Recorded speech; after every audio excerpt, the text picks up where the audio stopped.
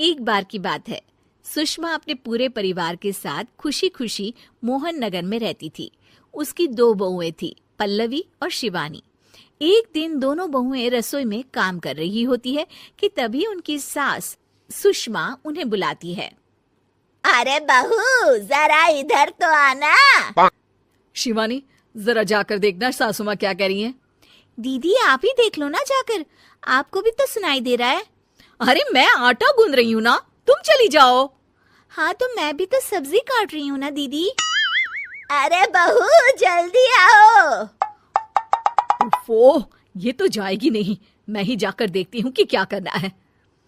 पल्लवी सुषमा के कमरे में जाती है। जी मम्मी जी, क्या हुआ?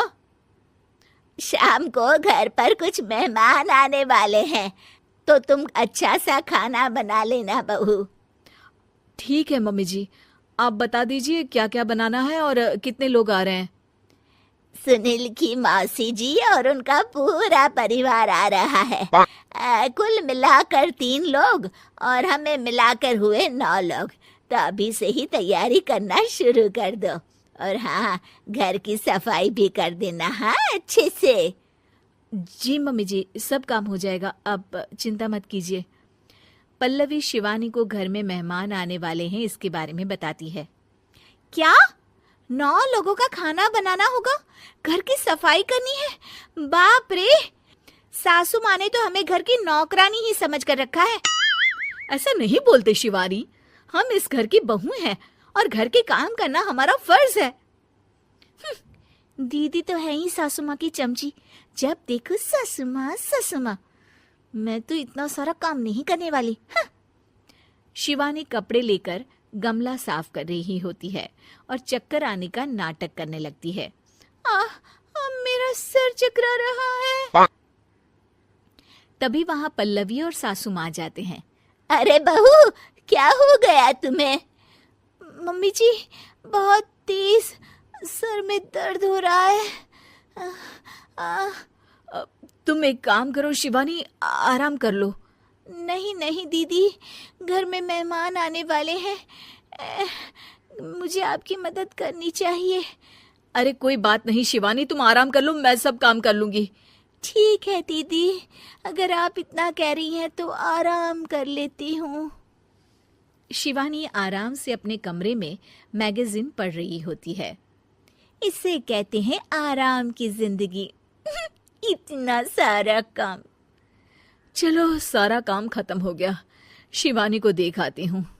शिवानी अपने कमरे में ईयरफोन में गाने सुनते सुनते सो जाती है और उसके साइड में मैगजीन भी रखी होती है। पल्लवी वहां आ जाती है और वो सब देखती है। ओहो, तो मतलब सब काम चोरी का बहाना था।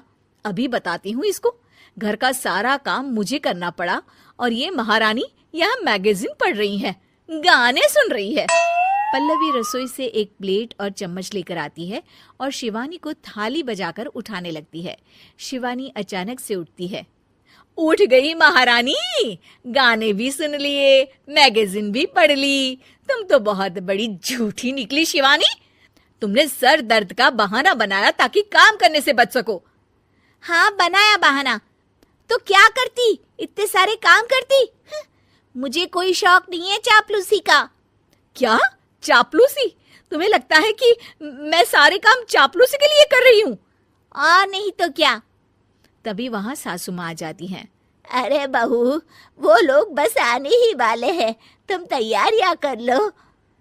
जी सासू माँ, तुझे तो मैं बाद में देखती हूँ। सब खाना खाने बैठते हैं और खाना शुरू करते हैं। तभी सुनील की मौसी बोलती है। वाह भाई वाह, खाना तो बहुत ही अच्छा बना है सुषमा जी, एक एक चीज में क्या स्वाद है। ये सुनकर शिवानी मुंह बना लेती है। उसे अपनी जेठानी की इतनी तारीफ रास नहीं आती। आपकी बहुएं तो बहुत ही अच्छा खाना बनाती हैं। हाँ, बनाती तो दोनों ही अच्छा है, पर आज ना ये सारा खाना बड़ी बहू ने बनाया है। छोटी बहू की तबीयत ठीक नहीं थी, सो इसलिए। मानना पड़ेगा सुषमा जी, आपकी बड़ी बहू तो बहुत ही गुणवान है। पल्लवी की तारीफ सुनकर शिवानी को जलन होती है। पल्लवी ये सुनकर खुश हो जाती है और शिवानी की तरफ देखकर उसे चिढ़ाती है। कुछ देर बाद मेहमानों के जाने का वक्त हो जाता है। मौसी जी सबके लिए उपहार लाई होती है। वो सबको शगुन के पैसे देती हैं और अंत में पल्लवी के पास आती है। तुम्हारे लिए शगुन का लिफाफा तो है ही, पर बहू तुम्हें एक और उपहार भी मिलेगा इतना अच्छा खाना बनाने के लिए। मौसी अपने सोने के कंगन निकालकर पल्लवी को पहना देती है। ये लो, ये मेरे मनपसंद कंगन है, अब से ये तुम्हारे हुए। धन्यवाद मौसी जी। ये देखकर शिवानी तो पूरी तरह से जल जाती है और गुस्से से रसोई में चली जाती है। तभी वहां पल्लवी आ जाती है और उसे अपने कंगन दिखाने लगती है। देवरानी जी, अब आपका सर दर्द ठीक तो है ना? मुझे लगता है कि अब सर दर्द शुरू हो गया होगा आपका।